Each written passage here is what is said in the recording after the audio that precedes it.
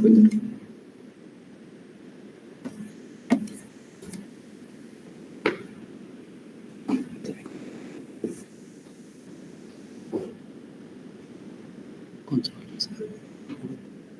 Perspective. तो इधर भी कर सकते हो, माइक भी उधर प्रेजेंट डिपेंड सर एक रिकॉर्डिंग हाँ रिकॉर्डिंग अच्छा सामने से ओके ऑडियंस इंटरेक्शन चाहिए तो बता सकते हो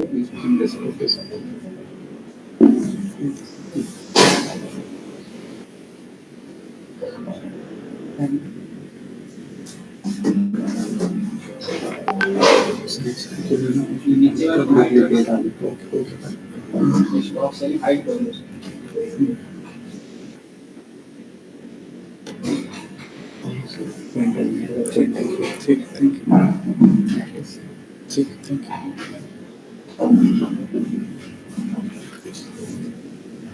very good afternoon to all. First of all, my thanks to Dr. P.K. Pana sir for giving me this opportunity. So this is the third day of antimicrobial stewardship program. So by now you all will be familiar that what it is and how the things are carried on in this antimicrobial stewardship program. Basically, what is an antimicrobial stewardship?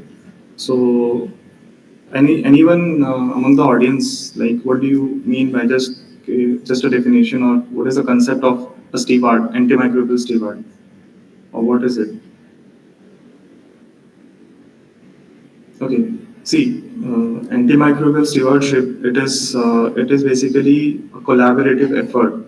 The different departments, different personals, healthcare professionals, they come together to put in an effort, which with a coordinated intervention to what is the purpose to improve the safe and effective use of the antimicrobial that what we are talking of, and how it is done by the selection of the optimal dosing regime. Now, what is this optimal dosing regime? That is on the basis of the different rights and these that we talk of: right dose, right indication, right duration, and right patient. So that I'll be talking of.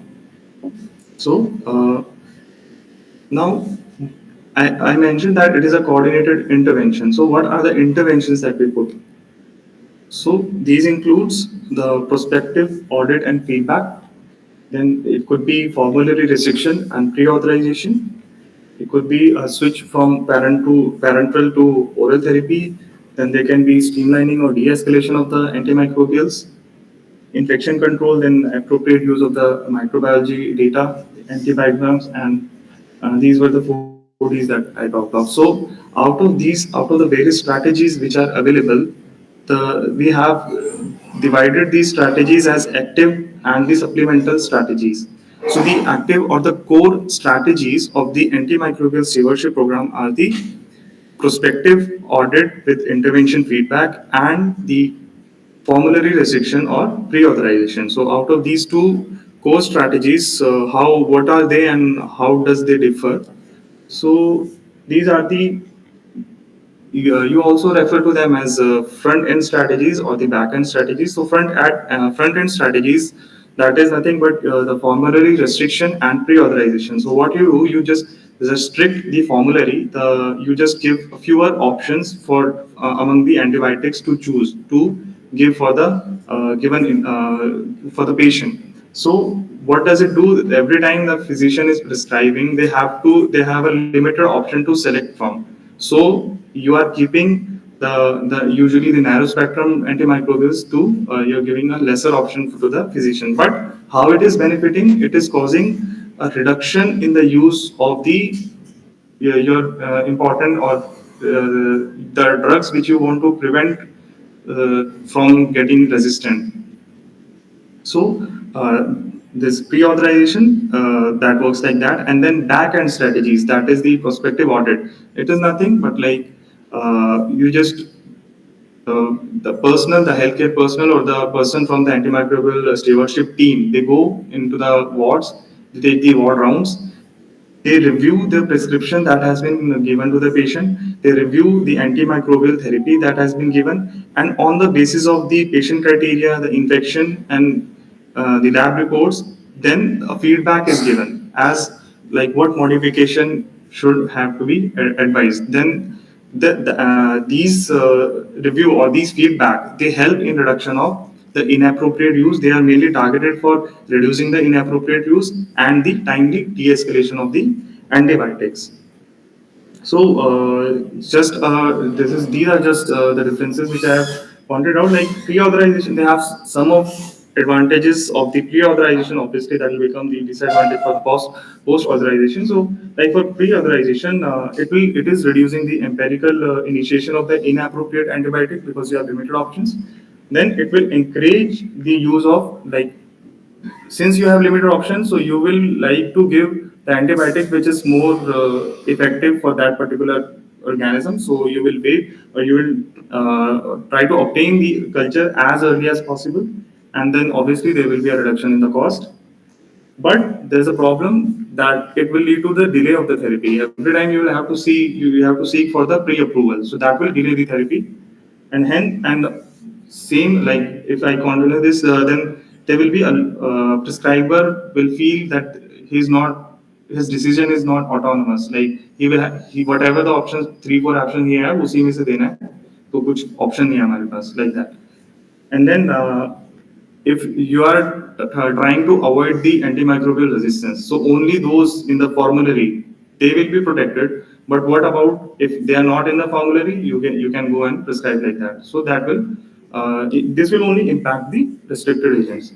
When we talk of the prospective audit, now since you are reviewing after the drugs has been prescribed, you have more data available. You know what are the patient characteristics, what are the what is the antibiotics which is being given, and other lab data you have. So you have more data available with you. So give a better review, and that helps in de-escalation or streamlining of the antimicrobial therapy. Here, in this case, the prescriber autonomy is maintained.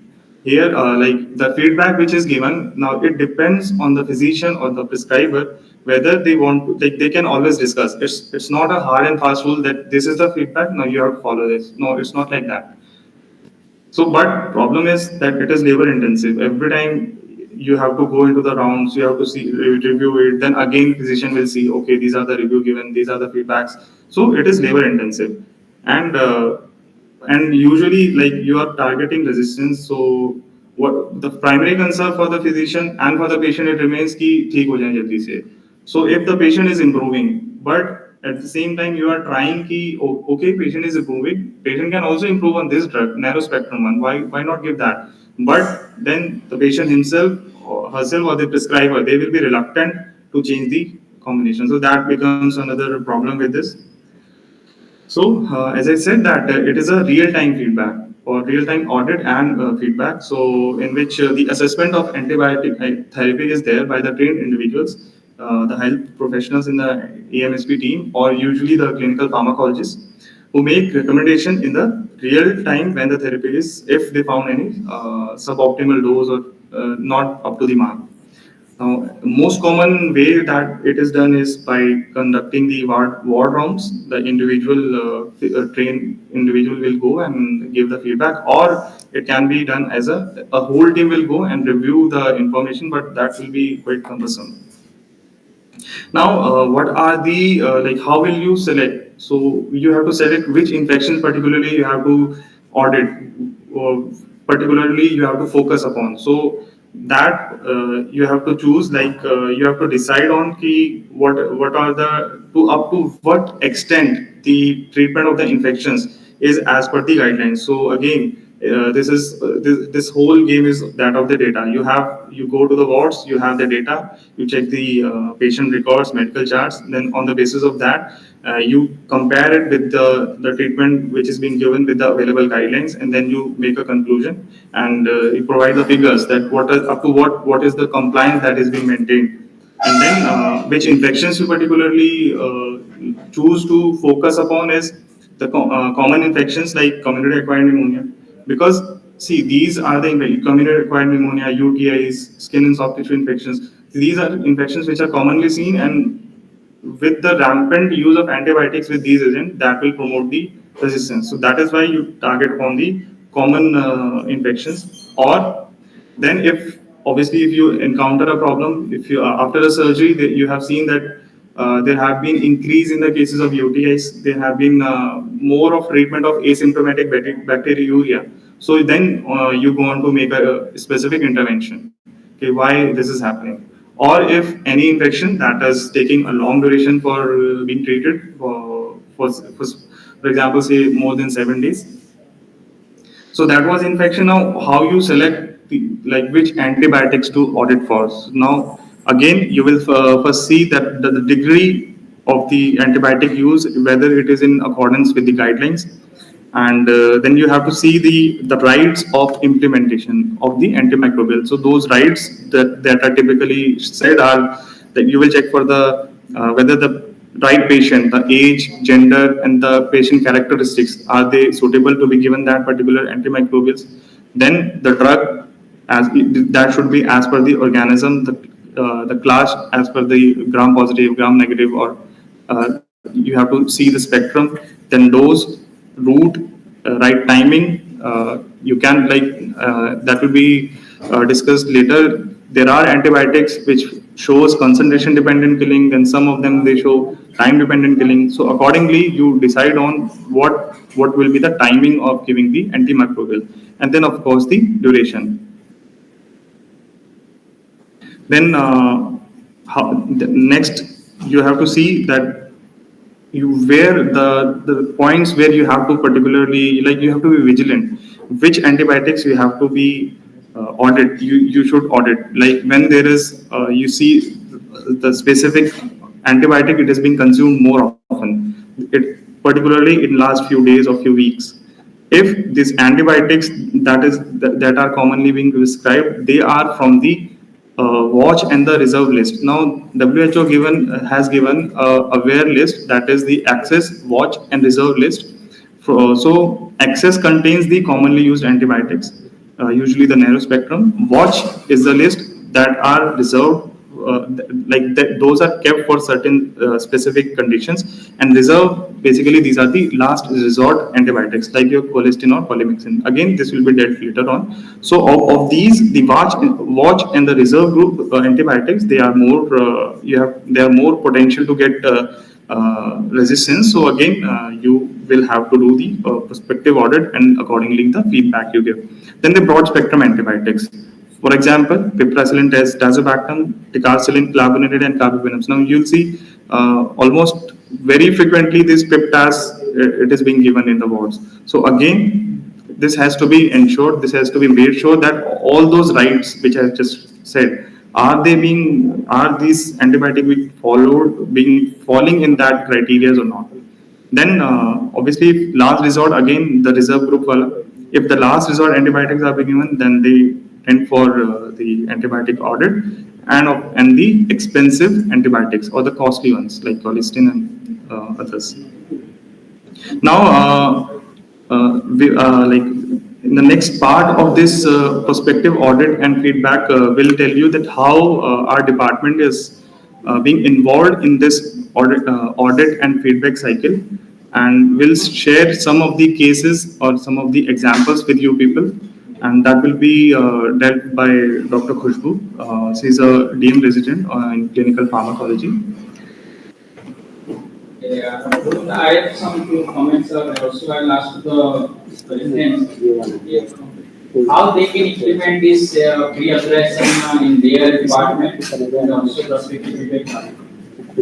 I request the department. Okay. So, have you listened actually the definition of pre-authorization? Very candid. Have you department to us? Emergency. Okay, good. In emergency, you know about the drug classification in the reserve group drugs. Have you seen this WHO chart? It's access group, watch group, and reserve. All the antimicrobials they have divided into three categories: access, watch, and reserve. Reserve is high-end antibiotics. So, among you are practicing the emergency, which antibiotic you are taking in the reserve group? It should be reserve group. Okay.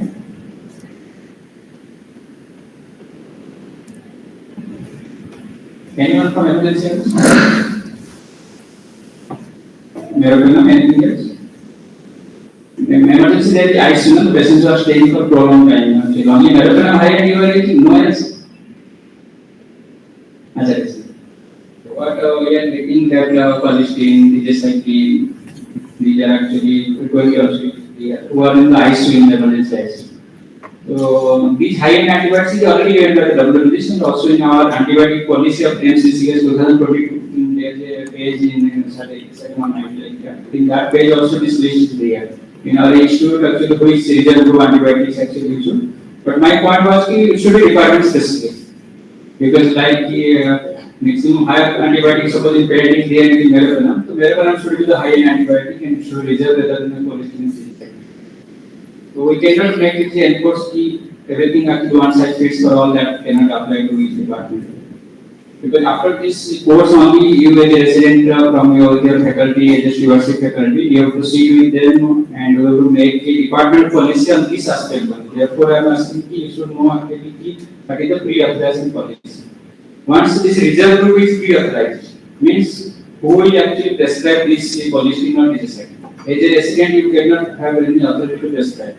Suppose patients require that, you have to take a authority approval from your department head or even actually two faculty or even one faculty at least who can actually have the guidance this drug can be used.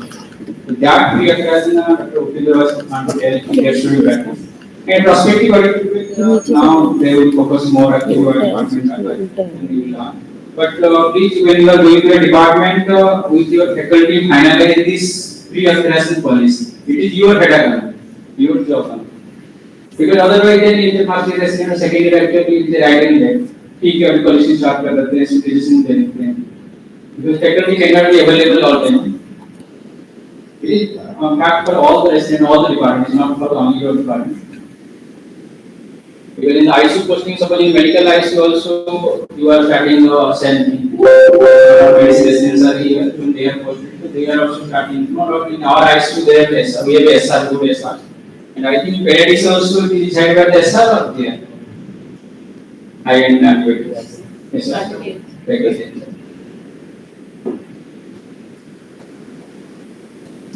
Thank you. A very good afternoon to you all. I'll be sharing audit experience of our department. The outline of my presentation will go as first we'll see just a quick recap of what is audit and feedback process. We'll see a few cases that I've attended during my DM residency. We'll see what are the current hospital services are offered by our department, utilization of our services, few FAQs and the struggle that we are going through. So the basic concept of antimicrobial use is to optimize the use, optimize in the sense we want to provide a plan which will further lead to some activities which we are going to study, and then we are going to adjust according to the results that come out from that study, and then we are going to prepare and plan again. So audit is not a process that starts and ends, it's a cycle. And to go through this cycle, you need a team. A team consists of a microbiologist. Apart from the clinician, you need to have a microbiologist, you need to have nurses, you need to have pharmacists, and if you are at advantage of getting a service from a clinical pharmacologist, then you must use it. And how to use it, that is what I am going to show you today. So what exactly a clinical pharmacologist is going to give you? They are going to play a sort of advisory role. They'll aid in the therapeutic decision making and thus the formulary management. So how drugs are going to get procured? So how will we make avail, like how will we avail the drugs that are needed by you to treat your patient? That needs to be figured out in what amount, and is the amount that is already being used correct? So what is the rationality of the prescriptions that you write in your ward or in your OPD? So what we will do is the audit. What you get is the feedback, and what we get from doing this audit is a self-feedback.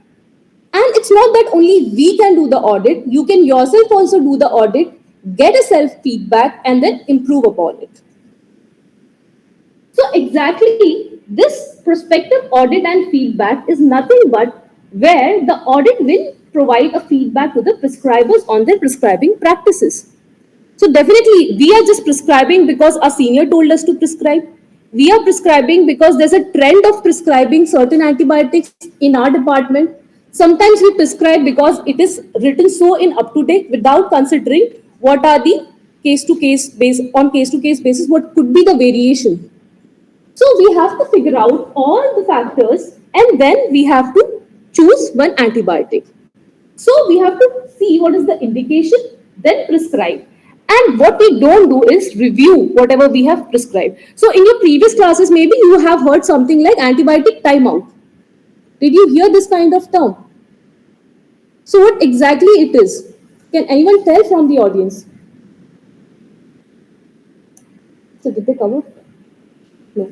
Okay. So once you have prescribed something, okay, if you don't have a service of a AMSP team or a clinical pharmacologist or a team of people, it's okay. I think it's audible. Is it audible? So you need a team of experts, to go through all the process. No, it's kind of a myth.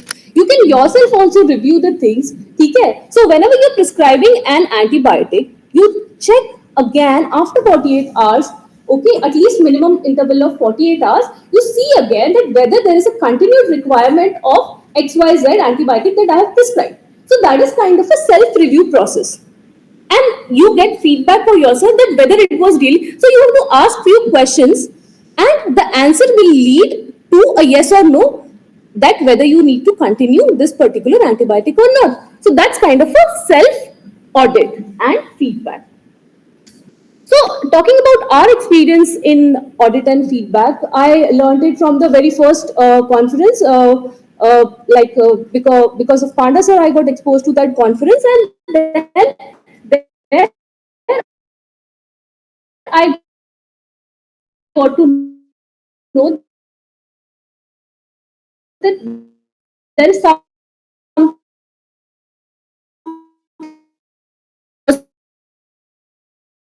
perspective form which is you audit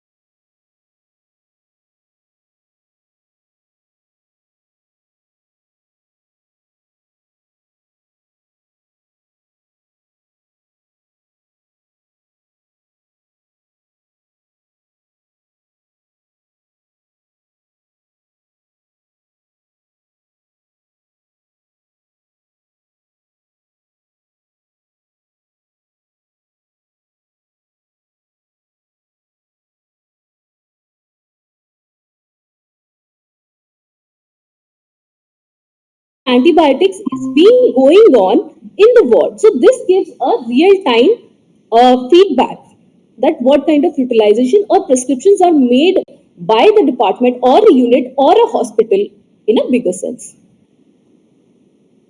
So now, this is kind of a project that we did. Next thing is, in reality, we also provide other kind of services where our resident doctors, they have a dilemma in therapeutics, whether the dose is correct, whether do we need to change the drug. We have got all kind of resistances for this particular organism in example, and what kind of drug should we go about now? We know we're left with no options. So when everybody is left with no options, they turn to us and then they write a referral that fever is not subsiding, so please suggest some antibiotic. So these kind of prescriptions, actually the reference, they come mostly from neurosurgery department, general geriatric medicine, gastrosurgery, pediatric surgery, internal medicine, and then medical oncology to some extent. So now based on these referrals, we have decided to continue a prospective audit and feedback activity in the order, that is, first we'll go with the neurosurgery department, then the geriatric department. So there we'll be conducting these prospective audit and feedback in a timely manner. Now, why are we limiting our services to only these two departments? It's because we are short of the human resources. So this is the updated version of the audit form that we are going to use for our next prospective audit feedback activity, where we'll be collecting all the information regarding the antibiotic, and accordingly we'll be assessing that whether everything is going in the right manner or do we need to update ourselves and our treatment strategies. So in the next planned audit for feedback, there will be we get the reference, and these references were the source of identifying the next planned audit. Now from these references, we are going to start our auditing and feedback cycles. We are going to re-audit, and then we are going to learn and give the feedback back to the department. So this is a departmental activity that we are going to go through. So for the surgical departments, we'll be seeing what kind of procedure the patient is undergoing, what was the portal of entry, then what is the present status of this patient, and the prescribing practices that they have been following throughout the audit cycle. So these are few cases that I'd encountered during my residency. So from neurosurgery, usually I got this call in this year only, which said that there is Acinetobacter in some specimen.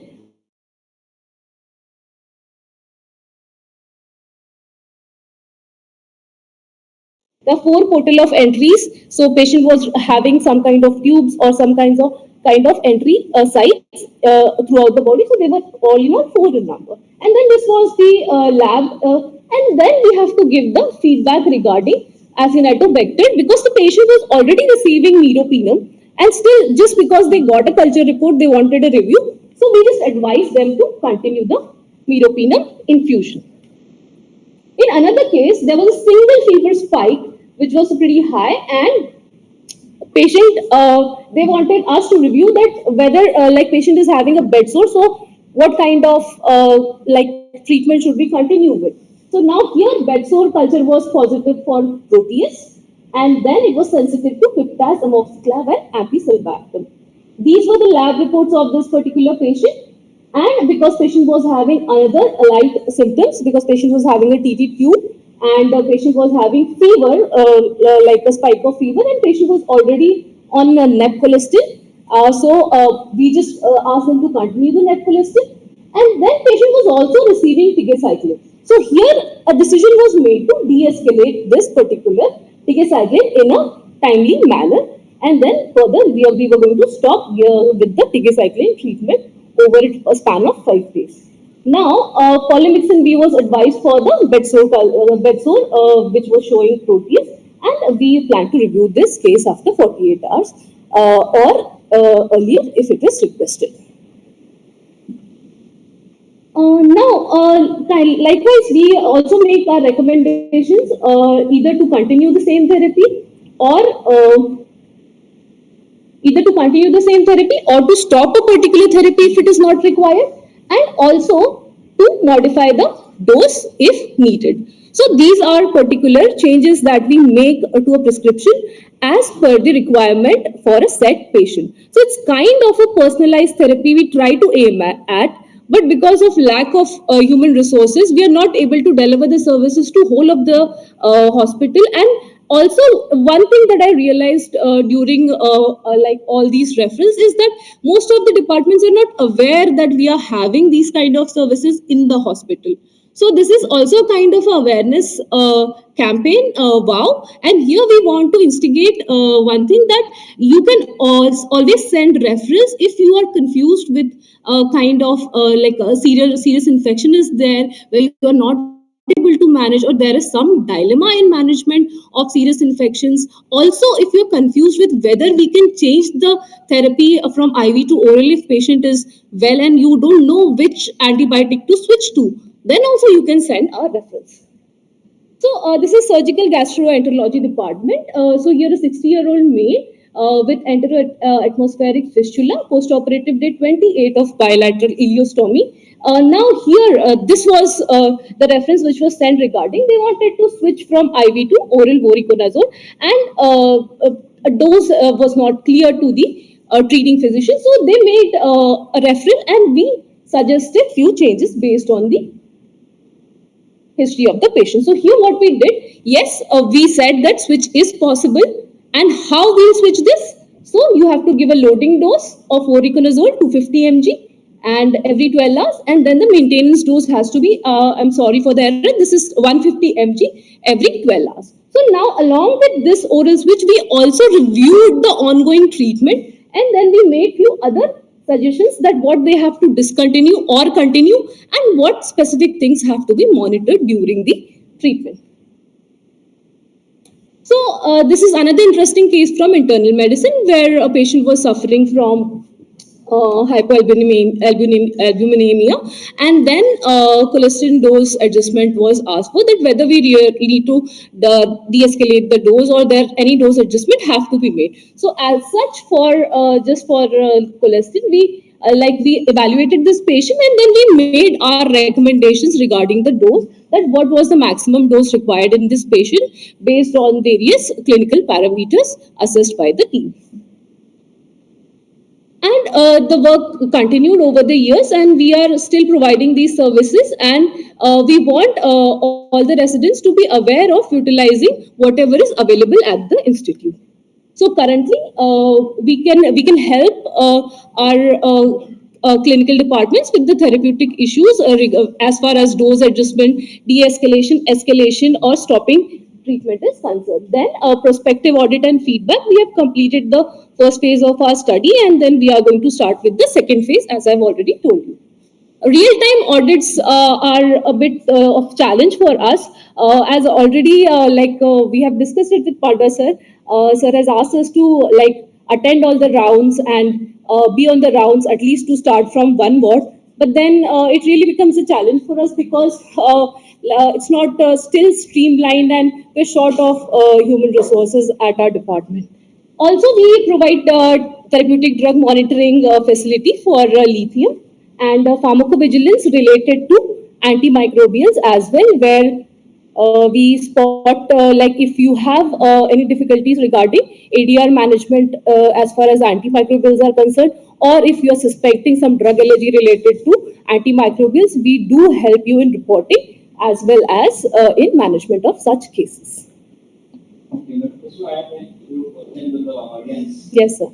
But real time is not possible, but the project can be possible. Yeah, sir. So in that project, you can have the patient in the institute. Age a resident So in this perspective, do you think any role of pharmacologist to you? Whatever is coming, I don't know, not any. आप जब भी आने वाले लिखे होंगे, कोई change हुआ? अभी जाएंगे। तो MS कहाँ से? ऐसा 6 year course है। तो एंटीबायोटिक कभी भी लिखा आपने एक टुडे yesterday is there। ऐसा हाँ लिखते हैं, but you could have written in the present file instructions। ये ऐसा नहीं बता दिया होगा हाँ उसे लिख दो, इन्हें लिख दो, तो must have written ना। अभी तक आपने हाथ ही खुला नहीं। Urology any other CVS? Okay, which department? Plastic surgery. Which year? You started writing in antibiotic? जब भी writing antibiotic आपने लिखा होगा, have you felt any requirement of pharmacologist?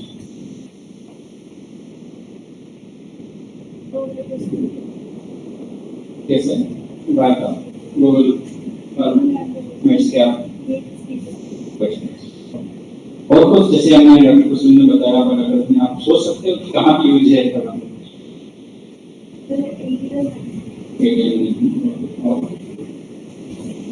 Management, I think you have to do because area तो ही है. Reporting you have to in the surveillance you have to take part, and also to prevent the future danger.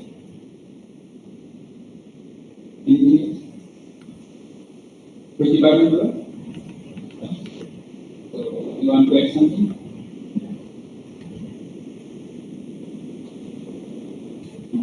That is pharmacologist means clinical pharmacologist. Which way actually? My point was load adjustment. In all cases or in specific?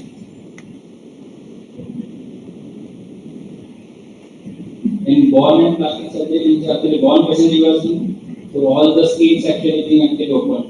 So body surface area actually highly persistent. So automatically the which drugs actually because based on many medicines are there which is designed on the best body surface area. And from medicine.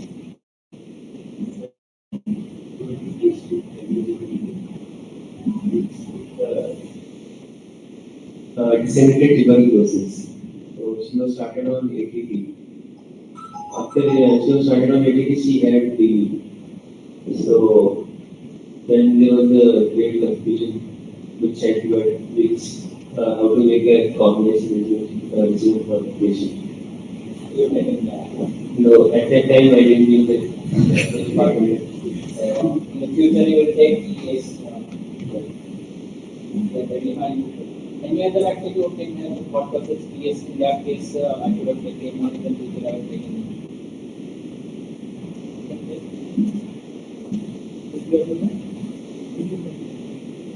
The OPD was any purposes the dilemma you are facing in the OPD, yes.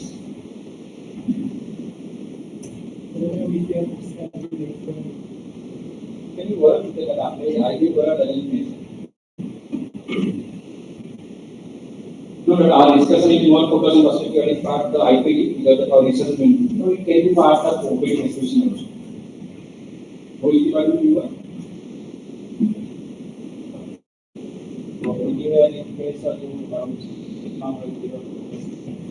It's actually taken a lot of scope in dermatology. First of all, the ADS and the advanced drug reactions. The thing is not about the mechanism.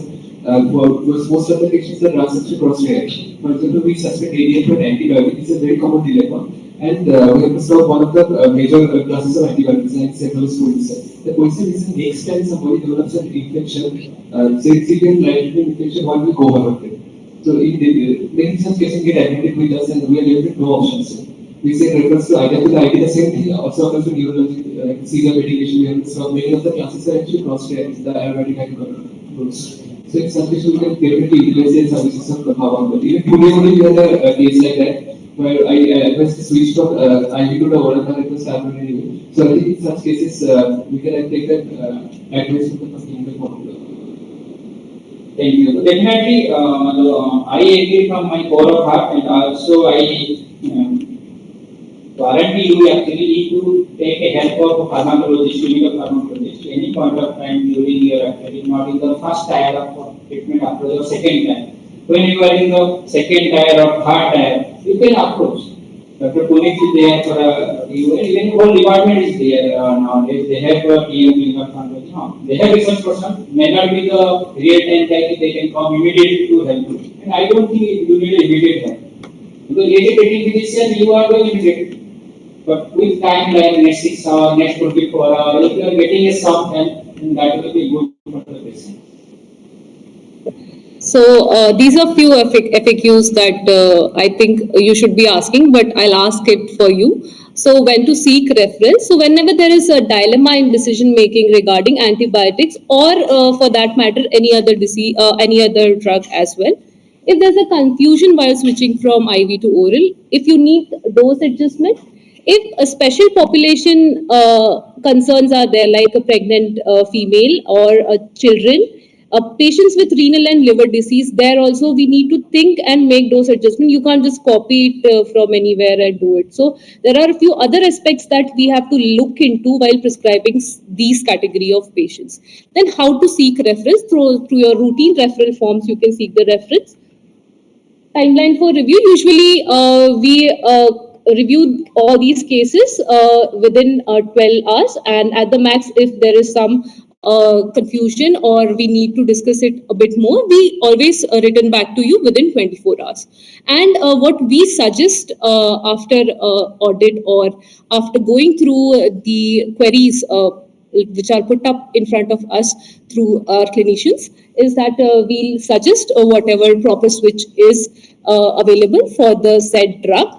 Then the decisions regarding de-escalation or escalation for that matter, whether the drug is required or not. If we feel that the drug is not required as per the history or the current condition of the patient, we'll definitely suggest, but ultimately the decision will be yours whether you want to go with the suggestions we have made or not.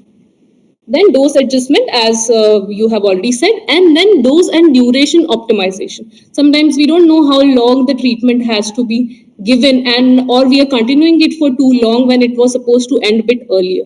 So we also advise regarding the duration and dose optimization. So our struggle is to reach out all the departments, all the clinical departments of this institute, because many of the residents and departments are not aware of what we do. Then we are also trying to provide a range of drug level estimations. We are in the process of procurement of instruments. We want to undertake a baseline antibiotic use analysis, which won't be possible unless and until the whole institute is actively involved in ISP services. And we are struggling with the availability of local antibiogram as well, and real-time audit problems that I've already discussed with you. And also, we are thinking of keeping all the clinicians updated through a ISP newsletter, and we want to actively involve all the residents in AMSP program. So you can start where you are and you can use what all facilities you have at your end, and then you can do whatever you can based on the suggestions we make. So thank you for the patient listening, and I hope I have not bored you. Thank you, sir. Thank you, Dr. Nidhi. And any question you can put in the WhatsApp also, or we can ask here. Next will be Ayurveda, and Dr. Rupendra will start. Third one.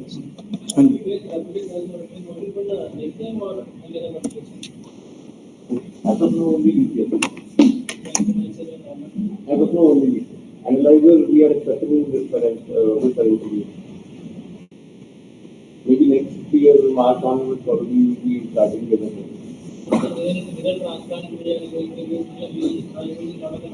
Biodiversity providing these services, and but that is not in real time. Biodiversity services in that case. Once in a week, I think once in 2-3 days. So we have to change the reagent card to the analyzer. But in our department, it will be possible only in maybe after March. They have started their 1 to 6, but they have to put it in the reagent card into the machine. They do it only on 30 days.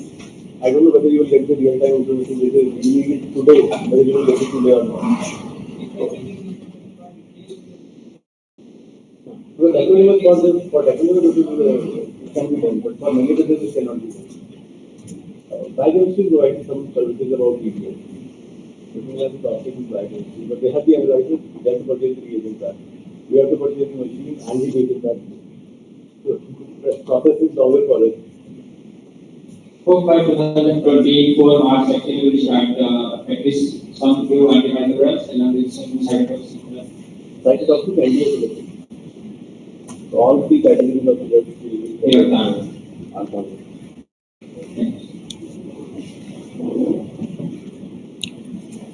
So moving on to the next intervention, next AMSP intervention that has been talked quite often in the previous presentation also, that is intravenous to oral switch of therapy. Now this intravenous to oral switch, now usually as what is the trend or like what is the dictum is that you start the patient on the intravenous therapy if the patient is admitted in the ward, and then you after providing a short intravenous course, you switch onto the oral medication. Now, why is this switch necessary? How to do it? What are the factors that we have to consider? That all I'll be covering in this presentation. So, like after the short intravenous therapy, say 2-3 days or even more, you just follow it with the oral medication. And why oral medication is preferred? Obviously, it is more acceptable the route, and it is economical as well. And you tend to obviously you have to choose the cheaper cheaper option and the older antibiotics, so as to keep the newer drugs in your armamentarium to prevent the occurrence of the resistance. Now, why you need to switch? So there are the specific recommendations which are there, and but before that, like why you need to switch on? Why? What are the benefits that you will get when you switch from IV to oral therapy? So there will be a reduction in the risk of IV catheter related bloodstream infection and the infusion site infections. There will be, for example, thrombophlebitis. Obviously, you are using a oral route, you are shifting onto the oral route, so there will be a reduction in the cost of the therapy of the intravenous antibiotics, which are quite costly. And this will then reduce the overall cost of the treatment. And since you can it is more of a patient friendly approach, you can do a early discharge, and the patient is mobile early also, so that most patients and the prescribers, they tend to switch on early intravenous to oral therapy. Now, what are the indications, or what are the conditions when you are considering for the switch? Those includes if the antimicrobial it is indicated for a given infection, then you will do it. If the patient has improved clinically, or if the patient has started to tolerate the oral medication, the patient has been shifted on the oral food and the diet, then you must have the appropriate oral antibiotic available with you, and there should not be any indication for the prolonged IV therapy. So ICMR, they have got this switch criteria, and the two most important criteria which you should consider, or which are being considered, is the clinical stability, that is analyzed by, or that is assessed by, a downward fever trend, a decrease in the WBC count, and that should be there will be a continuous fall in WBC trend, and the patient is stable vitally. So this was the first switch criteria which they say, and then the second thing is the oral tolerability of the food or the medications. There should not be any vomiting, diarrhea, any malabsorption problem, so as to shift the patient onto the oral therapy. So if these criteria they are satisfied, then you switch to the oral therapy. Otherwise, you just continue the intravenous therapy. But there are a few exceptions to this, like there are certain conditions where you need to continue a prolonged intravenous therapy. Those includes the severe infection, of course, like the severe sepsis, and there's a long list of that. If there is a deep-seated abscess, the implant-related infections, then meningitis, encephalitis, osteomyelitis. So there's a long list that has to be judged by the treating physician. Then now important, see, there's a general perception that if you are giving intravenous therapy, so 100% of it is going into the blood. Now when you will switch it to the oral therapy, so there are problems about the absorption of the antibiotics. So that is one of the major concerns regarding switching from the intravenous to the oral therapy. So the recommendations, they say that and obviously you will choose the antibiotics that has got the higher or a very high bioavailability. Now the drugs that you should be aware of, that which are the drugs which have got this higher bioavailability, particularly say more than 90 to say 95 or 90, even 99 percentage. So these includes the fluoroquinolones, ciprofloxacin, levofloxacin, and moxifloxacin. And levoflox and moxiflox, they have got almost 90 and even more most percent of the absorption in the bloodstream. Then you have metronidazole, cotrimoxazole, fluconazole, and linezolid and clindamycin. So these are the antimicrobials which are preferred when you are considering the oral therapy. Now, these are some of the recommendations, and this was in the the antibiotic policy which was prepared for our institute.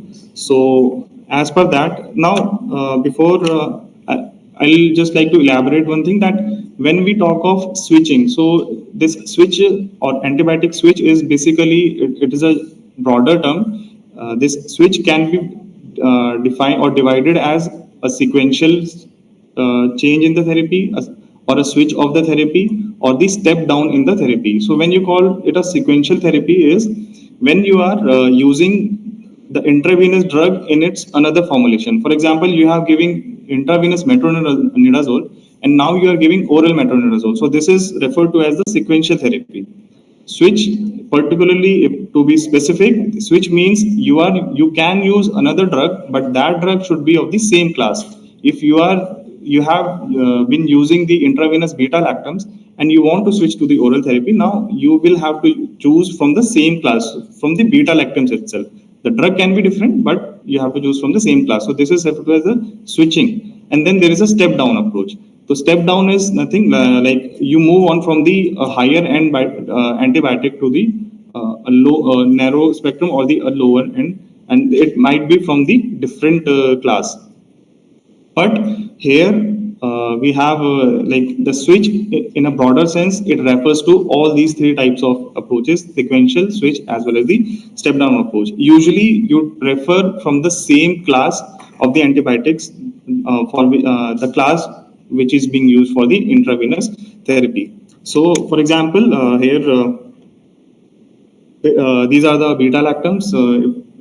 Amoxicillin, ampicillin, sulbactam. Then if you will switch on to the amoxiclav that is available there. Then same goes for like this is the list. You have ceftriaxone. Then you shift on to the oral formulation of the beta lactam group, amoxiclav, or cefuroxime or cefixime. So that's how it goes. Then you have piperacillin tazobactam. It is available as intravenous therapy. There is no oral formulation as yet, so you have to use the amoxicillin clavulinate. And if there is a consider, or there is a in culture you get pseudomonas, so and you want to give a pseudomonas cover, then you will consider the fluoroquinolones. So then like for the carbapenems, imipenem and meropenem, you have the beta lactams to choose from, which includes your amoxicillin clavulinate, cefixime, and again, if you want to cover for the pseudomonas, you will add the ciprofloxacin or levofloxacin. For vancomycin, linezolid or clindamycin, since linezolid and clindamycin, both of them, they are available in the oral formulation also, then you switch on to the respective formulation. So this will be a sort of sequential therapy. Then again, metronidazole, we have intravenous as well as oral formulation.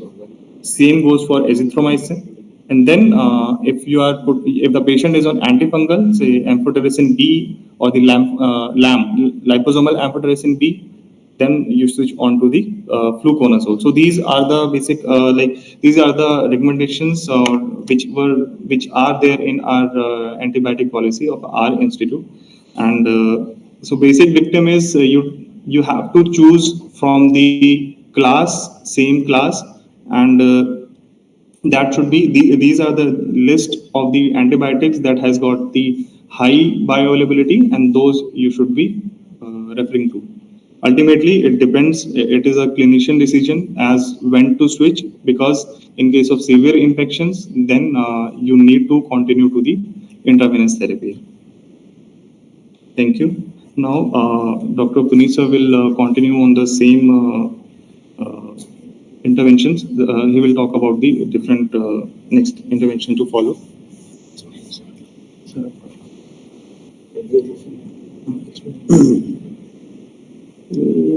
Global burden. Okay. Yes.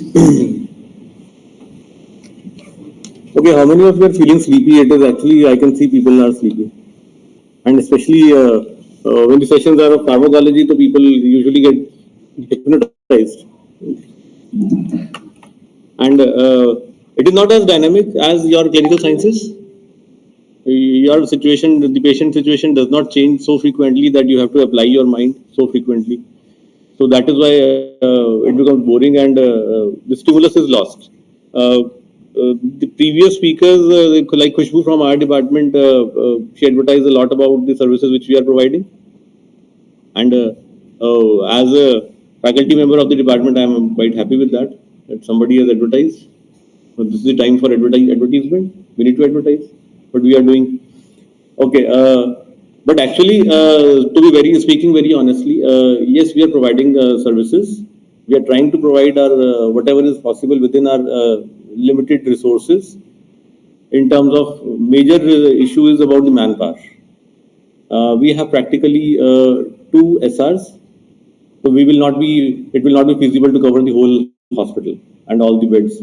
And if you talk in terms of the faculty members, we have practically 3 faculty members who can provide the services to the hospital. So it is a team of 5 people, which is taking care of the stewardship issues, the pharmacovigilance related issues, and many other issues like quality related issues, drug quality related. I think everybody is using Janaushadhi and the products which come from Janaushadhi, and public sector undertaking like Karnataka antibiotics, and the supply of the drugs.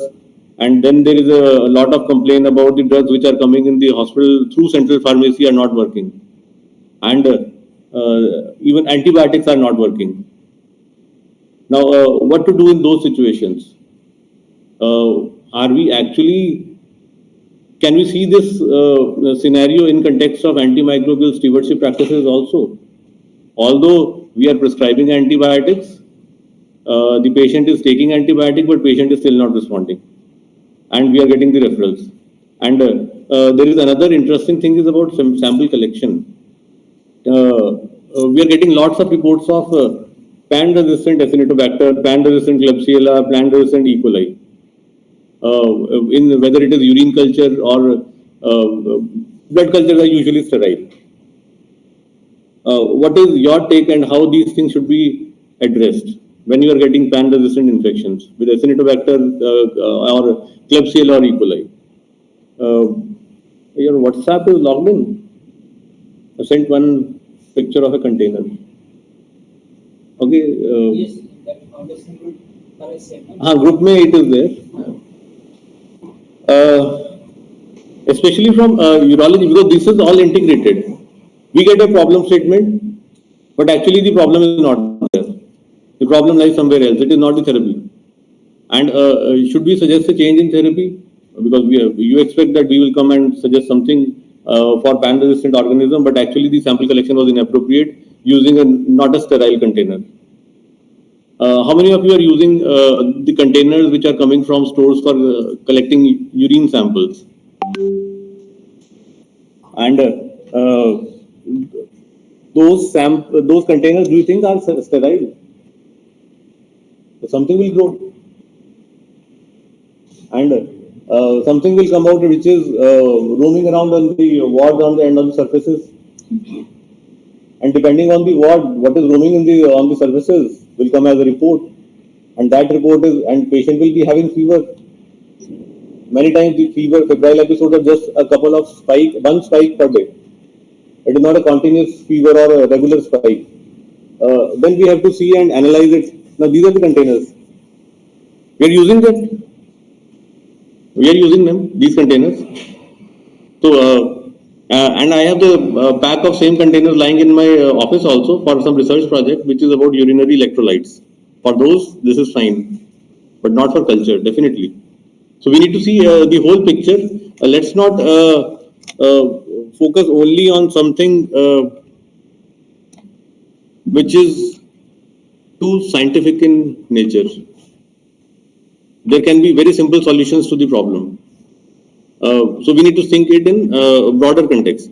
Now, briefly moving further into the discussion about, so that is one low-hanging fruit. Collect the sample in a prescribed way. Now, what we are doing with these containers, is there any action that can be taken for such containers or the manufacturer of such containers? Because that comes under material vigilance. That is another area which is being covered by that is the vigilance about the adverse events or the lack of efficacy or malfunctioning of devices, any medical device. So material vigilance is also is being covered under the pharmacology. So it is pharmacovigilance, material vigilance, stewardship practices, lots of things. So now let me just briefly discuss what is the global burden. I am going to talk only about the context in context of what we are seeing in our country, not the theory and the other things. Now this is forget about that. The problem bugs for antimicrobial resistance. E. coli, Staph aureus, Klebsiella, Strepto, Acinetobacter, Pseudomonas, Mycobacterium, Enterobacter species, and Enterococcus. So these are the problem bugs which are known to have developed resistance. And this most of this presentation, these 5, 7, or 8 slides are from the publication in Lancet last year. There was a global survey which was done, global study was done, and from the published literature, from hospital sources, from the organizations which are maintaining the drug sensitivity databases, and it was global in nature. And these are the problem bugs, and these are the deaths which are attributable to the resistance. Now, what I want, I will just straight away go to the what is relevant in our situation. Let's look at the bacteria, which is methicillin resistant Staph aureus. We in India are in orange zone, where most of the reporting is almost 50% of the methicillin resistant Staph aureus are resistant. MRSA are resistant to known antibiotics. Then, as far as tuberculosis is concerned, Mycobacterium tuberculosis, we are in blue zone.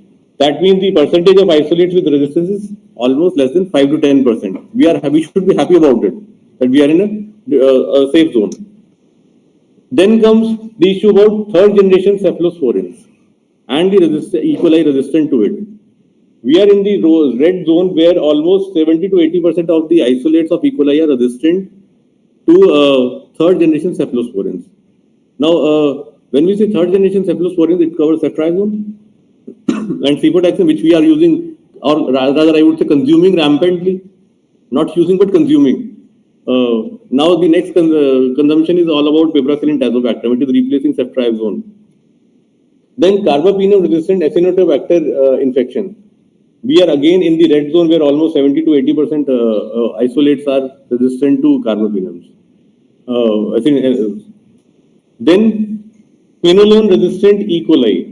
Orange zone, almost half of the isolates are resistant in India.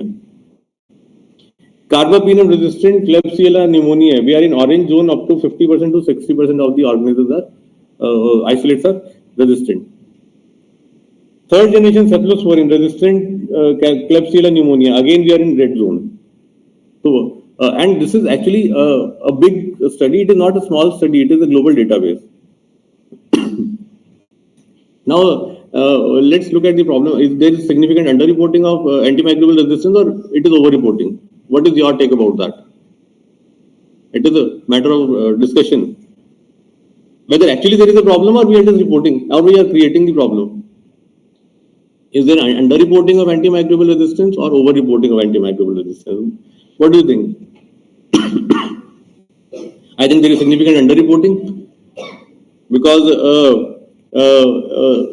what 60% of the medical care is provided by private organizations. This data is collected only from tertiary care centers, and that is ICMR conducted the same study and published its report in 2021. Now, this is our India specific report published by ICMR. Now we will see the trends. So in 2021, these were the participating centers. Do you think that these centers represent the whole country? That is grossly inadequate. One good thing that they did was they included SRL labs also in this survey, where sometimes we send the samples. So that is basically there is a gross underreporting, but the problem is actually much bigger than that. So do we need to be vigilant about that? Now, next few slides will be about the trends. What we see from 2016 to 2021 about the susceptibility trends as per the ICMR. Most of the antibiotics, the susceptibility patterns have remained stable. While for when we look at the E. coli, imipenem susceptibility has gone somewhat down in E. coli. Again, for imipenem, For Klebsiella pneumonia, susceptibility pattern has gone down, but it has remained stable over next 5 years. For Enterobacter species, what we see is ceftazidime susceptibility has decreased, but otherwise more or less. Interesting is this pink line where ciprofloxacin susceptibility has improved significantly. So can we think about changing our prescribing pattern on the basis of this report, especially for Enterobacter species? Can we switch on to ciprofloxacin because the susceptibility is improving? That is, these are the time trends which say. Then I will not discuss this thing about E. coli susceptible and E. coli resistant. Now let's look at the data from our central pharmacy of AIMS Rishikesh. From global to India to let's come down to our own institution. What are the time trends in antibiotic consumption from our institution? Cefotaxime. This is 3-year data from January 2020, 21, and 23 itself, this current year. What we see is there is significant increase in consumption of cefotaxime, although cefotaxime 1 gram. Then ceftriaxone, there has been increase. Now remember that this period covers COVID epidemic also. So the antibiotic prescription would have been different. And what we see interestingly is that colistin consumption has increased a lot over last few years. And same is what we see is with the tigecycline consumption also, which is being used in our hospital. What does that indicate? We are switching over, we are shifting and moving to colistin quite early, and we are consuming it much more than that, and which shows that probably what could be the reasons of increase in use of colistin and tigecycline, which are reserve antibiotics, which are the antibiotics of last resort.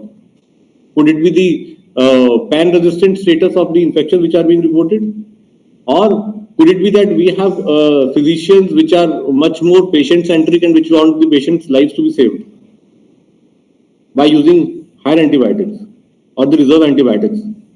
Or the third possibility is that the mindset that since we are at the tertiary care center, we should be using tertiary care medicines only. Or these things have already been, the patient has already been exposed to the A and W class already. So these are the 3 reasons, and we need to actually introspect about all these things. Now, forget about that. I think these things were actually covered in all those things, situations. Now, what are the low-hanging fruits? This was another topic which needs to be covered in the before we break for the tea. The low-hanging fruits are for antibiotics. How much dose optimization is going to help in preventing development of resistance? One simple question. Dose optimization, can it prevent development of resistance or emergence of resistance? Answer is no. It is actually for a specific patient.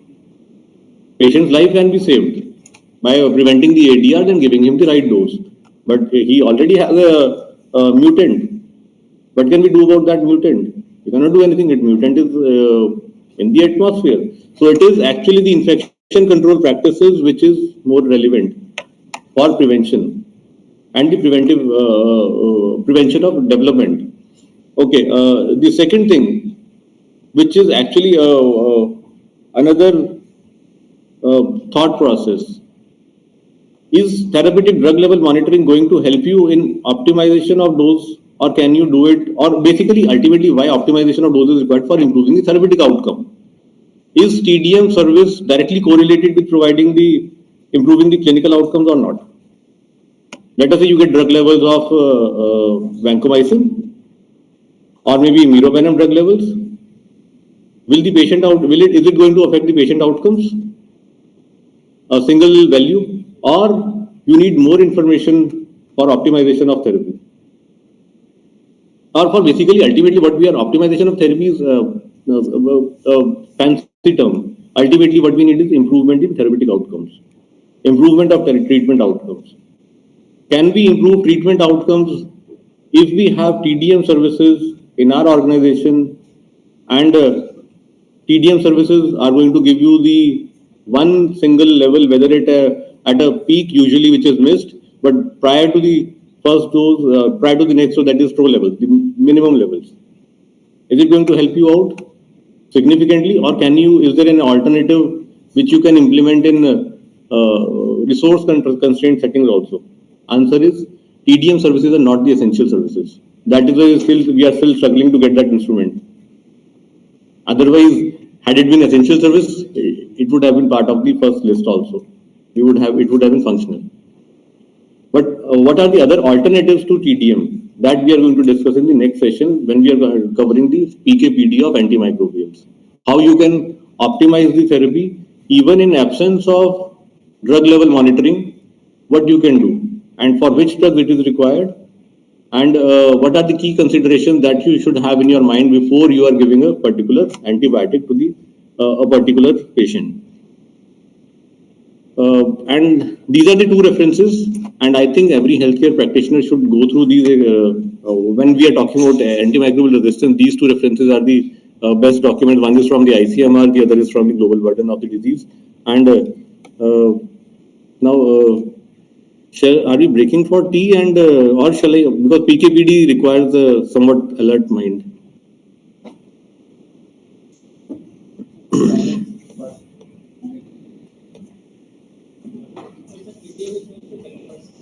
Yes, for immunosuppression, it is going to help.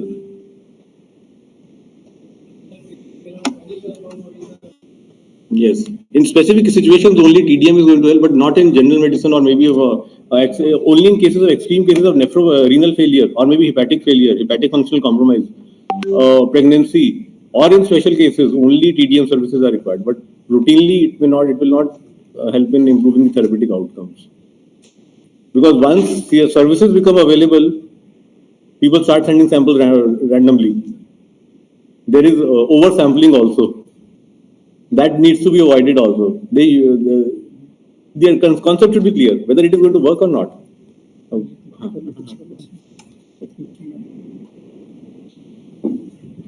So we have to be judicious when we are sending samples. Okay. For a few minutes, we are going to discuss about pre-authorization. How many of you have discussed about antimicrobial stewardship practices before coming to this place today? I think almost everybody. This is taught in UG also these days, so everybody was aware. And when we talk about stewardship practices, one thing comes and which was discussed by Bhupinder also, and formulary restriction and pre-authorization. Now, let us say, and the disadvantages and the advantages were discussed. Now, how many of you think that we can actually have pre-authorization or formulary restriction in our setting presently? Let's be open about it. How many of you think that formulary restriction, because we actually formulary restriction, पहले तो सोचोगे यार formulary restriction होता है, पहले हमारे formulary तो दिखा दो है कहाँ, then only restrict it. Do we have a hospital formulary? Answer is yes. Is it available in your devices? Answer is no. Where it is available? It is a document which is there somewhere. So can you do anything about it? Answer is no. So we have a list of drugs which can be used, which is required for purpose of NABH. But unless you know it, what all drugs can be part of the formulary, it is not going to help. You are going to use the formulary that you have in your CNS, or that what your seniors have told you. That is your formulary. And how are we going to restrict it? There is no way to restrict what people talk and what people teach. And at tertiary care center, everything should be taught. And everything should be discussed. So practically, formulary restriction is a good academic term, workable in the situations where we have drug procurement and issuing issues through a formulary, like for Ayushman patients, where there is a list of the drugs that only that can be purchased for Ayushman patients, not beyond that. And the third thing comes is formulary restriction, or basically we can pre-authorization. Can we restrict the prescriptions or the supply of antibiotics through central pharmacy or pharmacy stores for your patients? Let's have an open discussion about it. Because you are the treating persons, we are the providers. किससे आपने treat करना है? You are the soldiers, we are providing with the ammunition. And if we restrict the ammunition, you can always claim कि हमारे patient की death हो गई, आपने दिया ही नहीं. Very simple logic. Now, that is one aspect of it. Let us say you have a clinical judgment, and on the basis of which you request. Is there a way that a pharmacy can cross-check, like it happens in US or maybe in developed world countries? Is there a way by which we can verify that whether this antibiotic has been demanded in right dose or right duration or right, or do we need to check or do we not? Pharmacy needs to check or does not need to check? First thing is that. Let's be open about it. We are having an open discussion. We have heard these terms a lot, and you will be hearing these terms a lot. And you will be hearing, if somebody wants to participate in NABH ka jo audit or so develop SOPs, these things will always be part of it, whether they are practically implementable or not. Question is, does pharmacy has the authority to oversee the prescriptions by a clinician or not? First question is that. Do we have the authority? Answer is yes. Answer is yes. We have, answer is yes. What we are issuing for a particular patient, this is the role of a pharmacist. This is what they are supposed to do. To see whether the dose and the number of doses and the amount indented is right for the patient or not, or there is over-indenting which is going on. What if there is over-indenting? There is chance of the pilferage. People in pharmacy see it from that perspective. Whether now recently there was a case, we do an audit also because we are managing the hospital pharmacy also. In pediatrics, I am not sure whether pediatrics and which subspecialty of the pediatrics, 8 grams of piperacillin tazobactam was indented over for 1 day. Then for next 3 days, no piperacillin tazobactam. 7 days, after 7 days, another big indenting order was there. So that needs to be checked. Now the perspective with which central pharmacy audits is not from the therapeutic point of view, but from pilferage point of view. So that is one. If you go to some other developed country, they will verify, they will oversee it from the perspective of therapeutic point of view also, whether this dose is right or not, and this amount is required or not. Now, in our situation, if something, let us say colistin, a few years back, we were very reluctant to issue colistin for every indent. Now we are much more relaxed. Should we get more strict about that since it is a reserve class? That we should be releasing colistin only if the indent is raised by a clinician or a senior resident and not a junior resident or a nursing officer. So these are the questions which we need to see. Now aware classification, all of you are, I think it was discussed, it would have been discussed. Excess, watch, reserve. Excess has got 91 drugs, watch group has got 147, reserve has got 31 drugs. So these are the few examples. We should be focusing only on reserve class because sitting at tertiary care center, this excess group of medicine the patient has already been exposed to in community. Second thing comes the watch group. If the patient is referred from some hospital, he would have already taken all these watch group of medicines. And third thing comes again reserve class meropenem. Now meropenem is being used rampantly in community care settings, and that is why we are seeing a lot of issues, and we do not have any other options but to go for a higher end antibiotic further. Now, should we apply formulary restriction to reserve class antibiotics or not? What is your opinion about that? Because ultimately you are the end users. We can always do that, and we will be happy to do that because that will save a lot of money. That will save a lot of money. But whether it will save patients' lives or not, that should come from your side. We will definitely, we can apply restrictions on supply of reserve class of antibiotics, Now, maybe next year you will see that. But for that thing, what we require is the digitization. Okay, this is all what we have done. We have already discussed. But if we want to have a pre-authorization or formulary restriction, what is something? The first step required is the documentation. Documentation of who has prescribed and who has raised the issue of prescribing this particular drug for a particular patient. Now, how can you document this thing? How many of you are using actually e-hospital? E-hospital services for what? For what? Registration of the patient, lab reports, investigations, practical investigations. Nothing about clinical. No, not you are not entering your data into a prescription module. Not at all. Nobody is doing that. If you do that, automatically the data will come to the hospital pharmacy. You don't have to raise the indent and a separate procedure.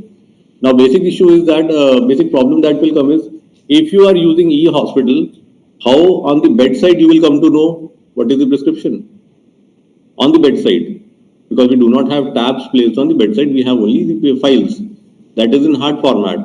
How can we do that? So that is the problem which we need to overcome when we are digitizing the data.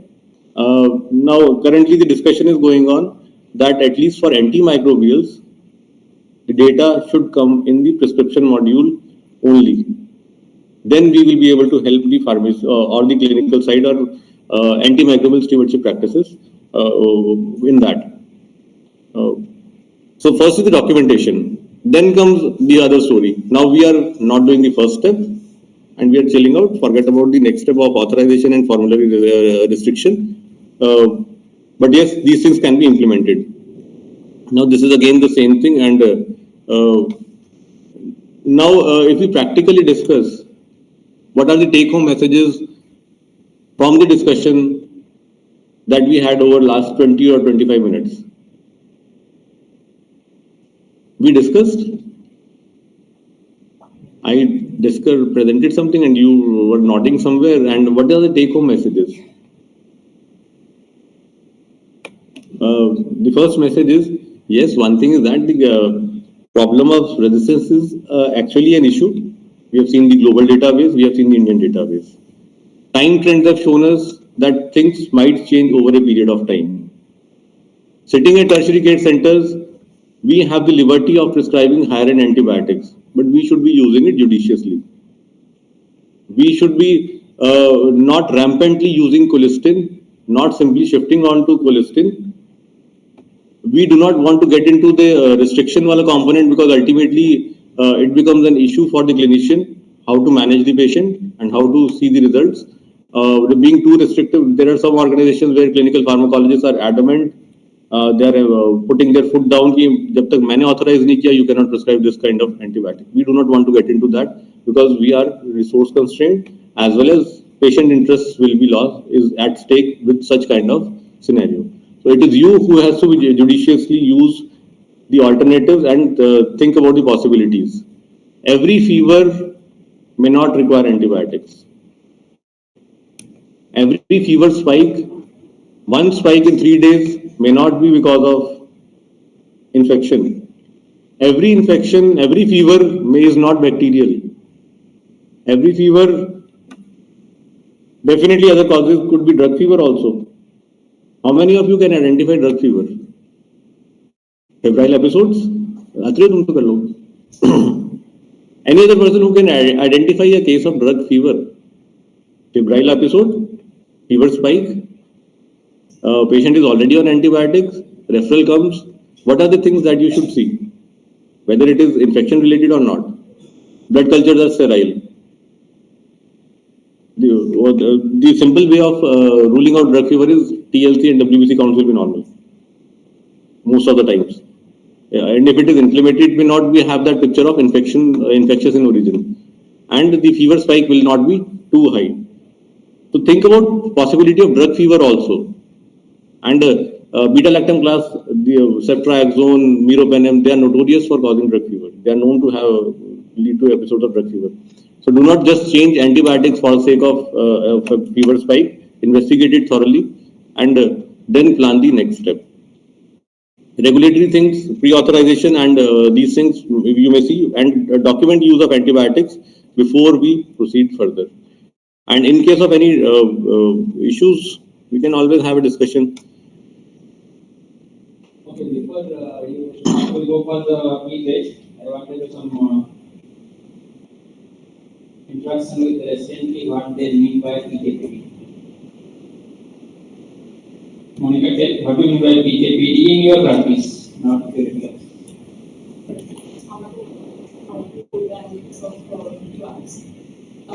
What the drugs are doing to the human body and how the human body is testing the drugs. Again, it is more from the definition. What do you mean by a clinician with respect to the patient? When you are prescribing something. So if I am treating a patient with COPD or COPD, so I have to see whether the drug is being excreted manually or delivery. So I will prescribe according to the patient's condition.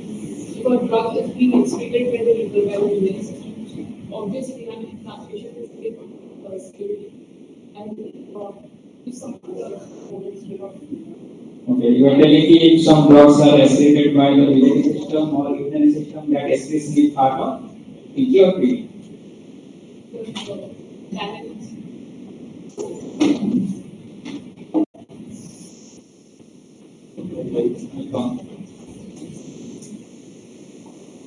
Okay, actually, for antibiotics, what do you need to calculate? What are the pharmacodynamic parameters of antibiotics? PK we know, absorption, distribution, metabolism, very simple. UC level allowed. ADN is PK, pharmacodynamic. But and for editor, it is the same, these things are same. What are pharmacodynamic parameters for antibiotics? What drug does to the what XYZ, whether it is body or not, that is pharmacodynamics. पढ़ाई है paper भी पढ़ाना आपको so what is drug doing to the bacteria? How do you know? How can you know? So ultimately these pharmacodynamic parameters are relatively new things for you, and if you understand this basic concept of pharmacodynamics, I had a discussion about EPS services and those modification according to levels. You can easily modulate the doses if you understand the pharmacokinetic and pharmacodynamics and its correlation, even without getting the levels. Optimally utilizing infusing the antibiotics, increasing the dose optimally, giving it over a period of time which is appropriate enough for the particular organism. So you would like to discuss it after tea or before tea? Before tea, if you want to discuss it before, very good. आधे लोग तो बेचारे लड़के हुए हैं, एक pharmacology और ऊपर से आफ्टर लंच सेशन और उसके बाद PK PD and okay, we will just discuss it simply in the simple way, not okay. Okay, let me check the tea availability of tea first.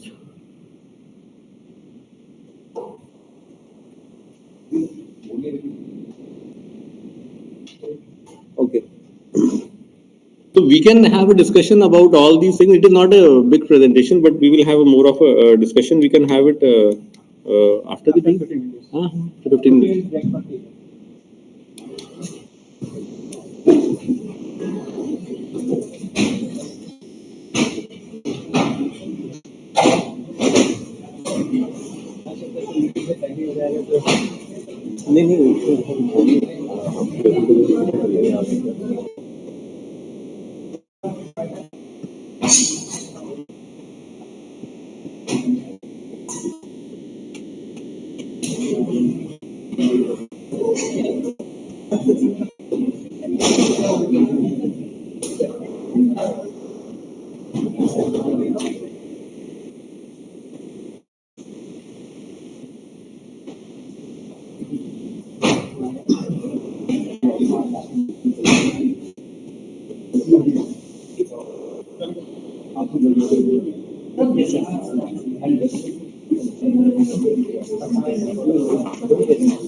Program we did today, 12 gram